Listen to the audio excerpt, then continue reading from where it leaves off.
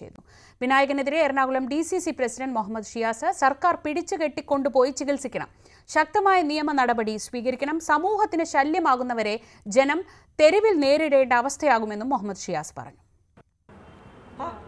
വിനായകൻ ലഹരി ഉപയോഗിച്ചിട്ടാണല്ലോ ഇതെല്ലാം നടക്കുന്നത്. ഇത് മാത്രമല്ലല്ലോ, അദ്ദേഹം താമസിക്കുന്ന ഫ്ലാറ്റിൽ അദ്ദേഹം ആ താമസക്കാരായിട്ടുള്ള ആളുകൾക്ക് പ്രശ്നങ്ങൾ ഉണ്ടാക്കുന്ന താമസിക്കുന്ന ഇടത്ത് തന്നെ തുണി ഉരിഞ്ഞ് അദ്ദേഹം നടത്തുന്ന അധിക്ഷേപകരമായിട്ടുള്ള പരാമർശങ്ങൾ, പച്ചത്തെറിയാണ് വിളിച്ചു പറയുന്നത്. എത്രയോ സാമൂഹ്യ മാധ്യമങ്ങളിലൂടെ നമ്മളത് കാണാനും കേൾക്കാനും ഇടയാക്കി.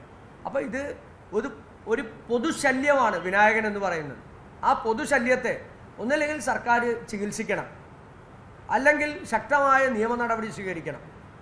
ഇതിങ്ങനെ നിരന്തരം ആവർത്തിച്ച് എല്ലാവർക്കും ഒരു തലവേദനയായി മാറുമ്പോൾ പിന്നെ ജനം തെരുവിൽ ഇവരെയൊക്കെ കൈകാര്യം ചെയ്യേണ്ട ഒരു അവസ്ഥയിലേക്ക് വരും.